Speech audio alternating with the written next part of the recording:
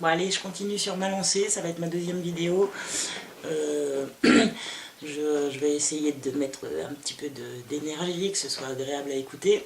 Et voilà, je commence l'image avec ma petite tasse parce que moi je suis une mère cigarette et une mère café. Alors il faut concilier ces gros défauts avec le métier d'assistante maternelle. Voilà, parce que c'est pas bien, hein, c'est pas bien de fumer, c'est pas bien de boire trop de café. Moi c'est mon alimentation principale. Donc bah, du coup j'introduis comme ça pour faire une vidéo sur ce que je pourrais dire aux futures aux personnes qui voudraient faire assistante maternelle.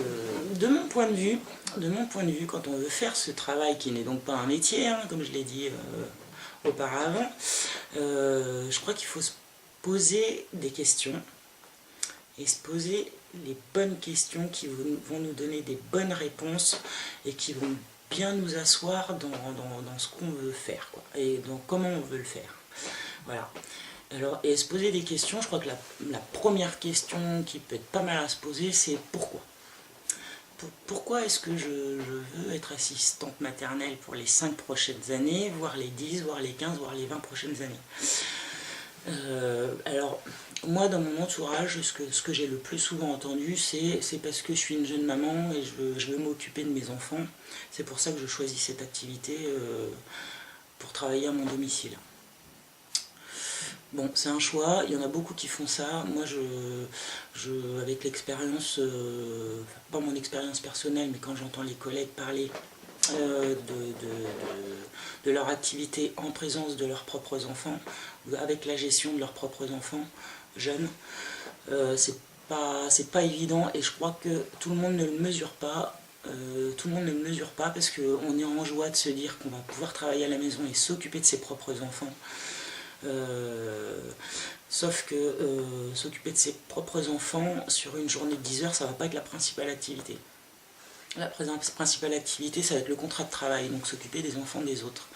Voilà, ça c'est la première difficulté, et ça crée des émotions contradictoires. Ça crée des difficultés. Parce que les enfants qui sont chez eux avec une maman qui fait son travail, et ben pour les petits, c'est pas évident de se dire que cette maman qu'on aime, elle doit aussi et surtout s'occuper des enfants des autres. Ça, il faut savoir le réguler, et c'est pas une évidence pour tout le monde. Et c'est pas évident à vivre, et ça peut être usant et culpabilisant. Voilà, c'est la raison pour laquelle je crois qu'il faut il faut pas simplement se dire je vais faire ça pour rester à la maison et m'occuper de mes enfants, parce que ça va pas être la réalité, ça va pas être aussi facile. Je sais pas, par exemple, j'ai un exemple là, j'étais à une soirée débat au RAM avec 2 psychologues qui permettaient de faire un débat ouvert aux assistantes maternelles qui étaient présentes sur leur pratique au quotidien et là où se situaient leurs difficultés. Et il y avait une assistante maternelle qui nous dit, moi je comprends, j'ai des grosses difficultés quand je dois me déplacer en voiture parce que il y a un des enfants qui rentre en crise extrême quand je commence à lui enfiler les bretelles du siège auto. J'arrive pas à l'attacher, c'est horrible, ça perturbe les autres enfants qui sont déjà installés, attachés dans leur siège auto, et c'est des cris, c'est des larmes, ils se tordent dans tous les sens, et j'y arrive pas, et à chaque fois j'appréhende, voilà, c'est une difficulté. Ben voilà, c'est des petites difficultés qu'on rencontre quand on est assistante maternelle, des toutes petites choses peuvent devenir compliquées. Voilà, bon, c'est un exemple. Et donc, voilà, les psychologues lui posent des questions pour comprendre comment elle s'y prend, dans quel ordre elle installe les enfants dans la voiture, voilà, les petits détails pour essayer de cerner un petit peu la situation. Et c'est à la fin, tout à la fin, donc au bout d'au moins 10 minutes, que l'assistante maternelle avoue, c'était bien avoué parce qu'elle avait fait tout un secret depuis 10 minutes, que cet enfant qu'elle essayait difficilement d'attacher dans son siège auto, c'était le sien. Voilà.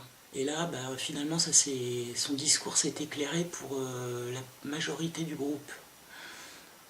Et c'est une toute petite anecdote, mais ça révèle bien que de faire la part des choses entre s'occuper de son enfant et s'occuper de ceux des autres, ça n'amène pas les mêmes émotions, ça ne provoque pas les mêmes sentiments, et les enjeux ne sont pas les mêmes. Et le statut d'assistante maternelle est fragilisé, et le statut de maman l'est aussi. C'est-à-dire se dire, je suis maman, est-ce que je peux être maman et assistante maternelle, ou est-ce que dans ma journée je ne suis que assistante maternelle, et maman c'est le soir, c'est après l'école, c'est, je sais pas.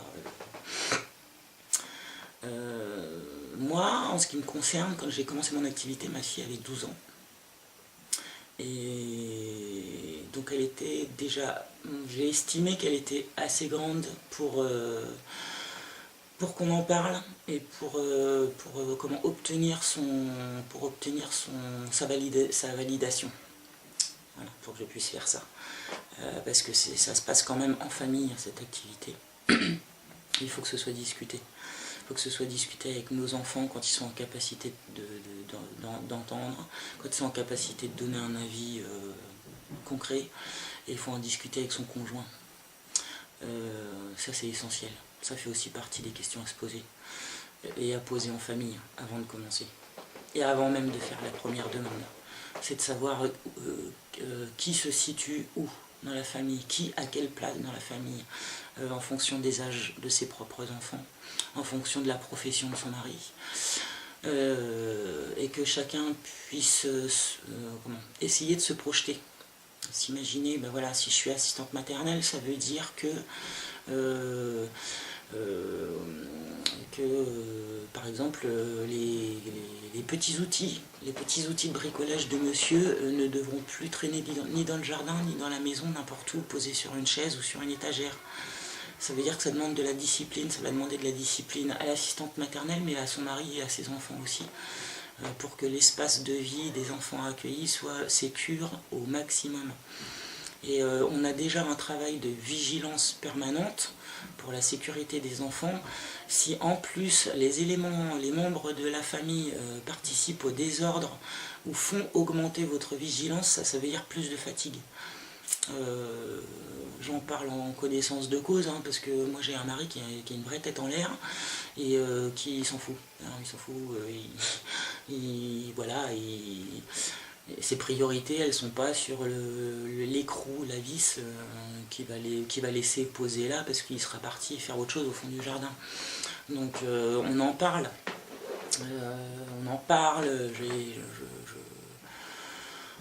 je lui demande, mais je lui demande de faire attention, mais vous voyez, 6 ans après, c'est encore assez récurrent, quoi. Donc, du coup, j'ai développé une extra vigilance, et quand j'ouvre ma porte le matin aux parents, c'est évident que j'ai fait un visionnage général de la partie accueil, parce que maintenant c'est bon, j'ai compris, je sais où peuvent être les dangers, ou les petits trucs qui traînent.